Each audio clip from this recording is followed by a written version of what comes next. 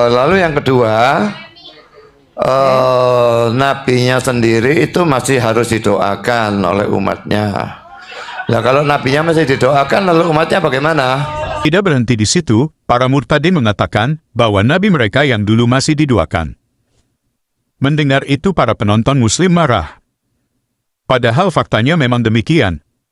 Seperti yang kita sama-sama tahu, saudara muslim sering bersolawat untuk nabi. Apa itu solawat? Menurut istilahnya, solawat adalah bentuk doa dan pujian untuk nabi sebagai ibadah kepada Allah SWT. Jadi tidak salah yang dikatakan oleh para murtadin yang disampaikan oleh pendeta Budi Asali. Di mana nabi saudara muslim didoakan umatnya. Berikut ini isi doanya. Ya Allah, limpahkanlah rahmat dan keselamatan untuk Nabi Muhammad. Dan juga limpahkanlah rahmat dan keselamatan kepada keluarga Muhammad, sebagaimana telah engkau limpahkan rahmat dan keselamatan kepada Ibrahim dan kepada keluarga Ibrahim. Jadi saudara muslim mendoakan rahmat dan keselamatan untuk Muhammad. Lalu bagian mana yang salah dari pernyataan para murtadin yang disampaikan pendeta Budi Asali? Faktanya memang saudara muslim bersolawat untuk nabinya. Assalamualaikum warahmatullahi wabarakatuh. Halo semua, selamat datang di channel Jalan Lurus. Pada video kali ini Bang Mimin akan up kembali penjelasan tentang makna solawat. Karena beberapa hari ini lagi ramai, dan semua channel-channel polemikus Kristiani ramai memelintir dan memframing makna solawat. Selain itu, dalam diskusi agama, pendeta Budi Asali mengatakan bahwa bagaimana umat Islam bisa selamat, sedangkan Nabi Muhammad sendiri masih didoakan oleh umatnya.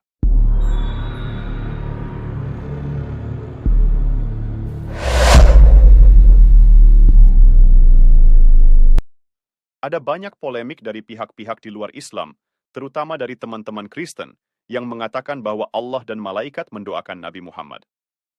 Demikian juga ada yang mengatakan bahwa umat Islam melaksanakan sholat 5 waktu hanya untuk mendoakan Nabi Muhammad. Mereka mengutip Al-Quran di dalam surat Al-Ahzab ayat 56, yang artinya, sesungguhnya Allah dan para malaikatnya berselawat untuk Nabi.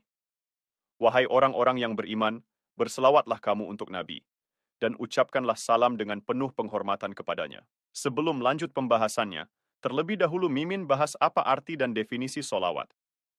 Secara umum definisi solawat adalah bentuk penghormatan untuk mendoakan. Membaca solawat untuk Nabi, memiliki maksud mendoakan atau memohonkan berkah kepada Allah, untuk Nabi dengan ucapan, pernyataan serta pengharapan, semoga Nabi sejahtera. Sedangkan definisi solawat secara spesifik adalah, jika solawat datangnya dari Allah, maka solawat diartikan sebagai pemberian rahmat dan kemuliaan kepada Nabi Muhammad. Jika solawat dari malaikat, berarti memohonkan ampunan kepada Allah. Jika solawat datangnya dari umat Islam artinya adalah doa, agar beliau dilimpahkan rahmat dan kemuliaan. Jadi solawat dari Allah, jangan diartikan Allah berdoa untuk Nabi Muhammad. Kalau teman-teman Kristen mengatakan, Mimin hanya ngibul dan bohong. Kalau begitu Mimin jelaskan secara rinci. Perhatikan di sini. Solawat dalam bentuk lengkap, berbunyi Shallallahu Alaihi Wasallam. Silahkan teman-teman lihat sendiri. Artinya apa? Artinya adalah salam sejahtera baginya. Jika Allah bersolawat dengan mengatakan Shallallahu Alaihi Wasallam kepada Nabi, yang artinya adalah salam sejahtera bagi Nabi Muhammad, apakah artinya Allah mendoakan Nabi Muhammad? Jelas tidak. Teman-teman bisa lihat sendiri. Artinya adalah salam sejahtera baginya. Jadi Allah tidak mendoakan Nabi Muhammad.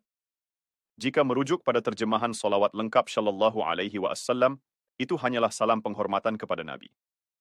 Jadi sesuai perintah Allah di surat Al-Ahzab ayat 56, yaitu, wahai orang-orang yang beriman, berselawatlah kamu untuk Nabi, dan ucapkanlah salam dengan penuh penghormatan kepadanya.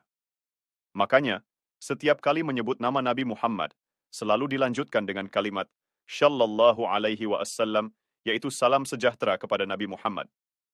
Jadi hal ini sejalan dengan pemahaman semua ulama muslim bahwa jika solawat datangnya dari Allah, maka solawat diartikan sebagai pemberian rahmat dan kemuliaan kepada Nabi Muhammad.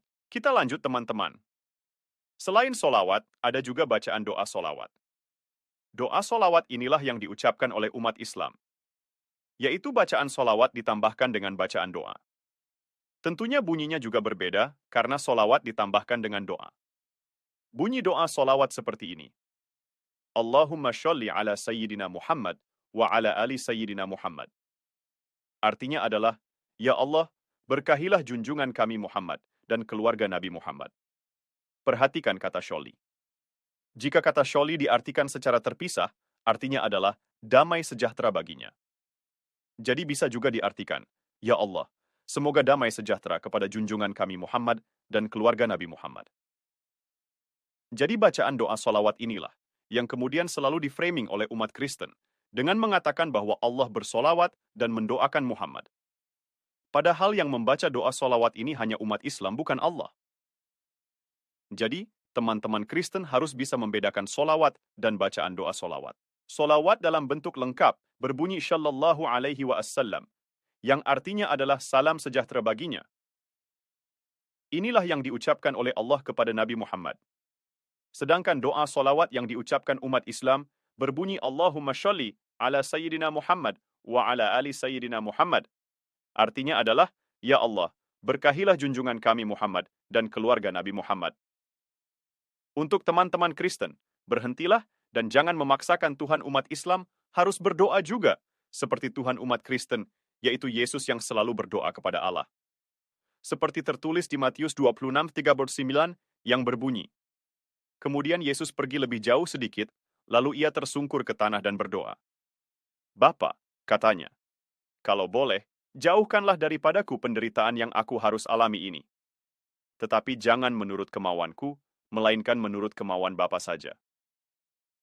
Konteks ayat ini, Yesus berdoa kepada Allah, karena Yesus tidak kuat menghadapi penderitaan, dan berharap penderitaan yang dialami oleh Yesus segera dijauhkan. Pertanyaan yang membuat Mimin bingung di ayat ini adalah, pertama, Yesus kan dianggap sebagai Tuhan, mengapa Tuhan harus mengeluh seperti manusia biasa? Meskipun Yesus dalam wujud manusia, harusnya Yesus sadar bahwa dirinya adalah Tuhan. Dan tentunya sebagai Tuhan, sudah pasti tidak boleh mengeluh. Kedua, Trinitas ada yang menganalogikan seperti roh, jiwa, dan tubuh. Ketiganya berbeda tapi satu kesatuan yang tidak dapat dipisahkan. Pertanyaannya, ketika tubuh sakit, apakah tubuh bisa minta tolong kepada jiwa dan roh, seperti Yesus berdoa kepada Allah? Apakah Yesus berdoa kepada dirinya sendiri, atau Yesus berdoa kepada Tuhan yang lain? Ketiga, apakah Yesus dan Allah mempunyai kedudukan yang sama, atau Allah lebih berkuasa daripada Yesus? Karena Yesus hanya melakukan kehendak Bapaknya, bukan kehendak dirinya. Baik teman-teman, kita lanjut ke pembahasan solawat tadi. Ada sebagian umat Kristen yang memframing bahwa umat Islam selalu bersolawat untuk mendoakan Nabi Muhammad, seolah-olah Nabi Muhammad adalah orang yang berdosa dan mendapat siksaan. Jadi umat Islam harus mendoakan Nabi Muhammad agar selamat dari siksaan di neraka. Argumen seperti ini hanyalah fitnah belaka. Perhatikan kembali bacaan solawat. Allahumma sholli ala Sayyidina Muhammad wa ala ali Sayyidina Muhammad. Artinya adalah, Ya Allah, berkahilah junjungan kami Muhammad dan keluarga Nabi Muhammad. Doanya adalah meminta kepada Allah untuk memberkahi Nabi Muhammad. Bukan mendoakan seperti orang yang sudah meninggal. Mendoakan orang yang sudah meninggal, pasti mendoakan supaya dosa-dosa orang tersebut diampuni oleh Allah, diterima amal baiknya, dan dijauhkan dari siksa api neraka. Faktanya doa umat Islam tidak seperti itu. Jadi apa yang teman-teman Kristen lontarkan hanyalah fitnah belaka. Doa kepada Nabi Muhammad bisa dianalogikan sebagai doa masyarakat kepada pemimpinnya. Contohnya doa ditujukan untuk presiden. Ya Allah, berkahilah Pak Prabowo. Apa salahnya jika masyarakat berdoa meminta Pak Prabowo diberkahi sebagai pemimpin Indonesia? Kalau teman-teman Kristen masih mengatakan bahwa Nabi kok masih didoakan? Jawabannya adalah, jangankan seorang Nabi, Yesus saja, sudah sangat jelas dianggap sebagai Tuhan.